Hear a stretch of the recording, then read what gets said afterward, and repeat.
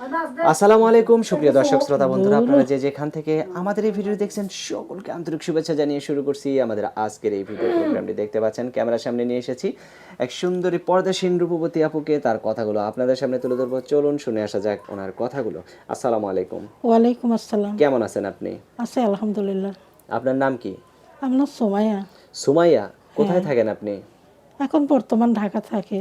ঢাকায় থাকেন? হ্যাঁ আচ্ছা, তো ঢাকায় কি করেন, কার সাথে থাকেন? থাকি, মা বাবা তো নাই, মারা গেছে। তবে ছোট ভাই বোন আছে, ভাই বোনের সঙ্গে আত্মীয় স্বজনরা আছে, খালা মামারা, ওনাদের সঙ্গে থাকে। আচ্ছা, তো আপনার বাবা মা আছে? মা মারা গেছে। মা মারা গেছে, বাবা হ্যাঁ, আছে? বাবা বিয়ে শাদী করছে, মনে করেন 27 ঘরে। আর আপনার স্বামী?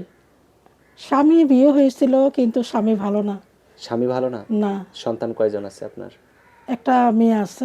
একটা মেয়ে আছে? হ্যাঁ। মেয়ের বয়স কত? মেয়ের বয়স 5 বছর। 5 বছর? হ্যাঁ। তো আপনার স্বামী কতদিন আগে চলে গেছে? স্বামী চলে গেছে, বাচ্চার বয়স যখন 1 বছর 1.5 বছর তখন চলে গেছে। তখন চলে গেছে?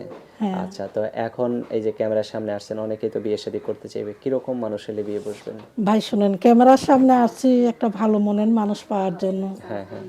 সে যদি আমার পাশে থাকে, আমার বাচ্চারা আমার পাশে থাকে, দায়িত্ব নেয়, তাইলে সেরকম একটা ভালো মনের মানুষ পাইলে তার সঙ্গে জীবন সঙ্গিনী বানাইতে চাই। আচ্ছা, তো আপনার ফোন নাম্বার দিবেন ভিডিওতে? হ্যাঁ হ্যাঁ, দিব। মুখস্থ আছে?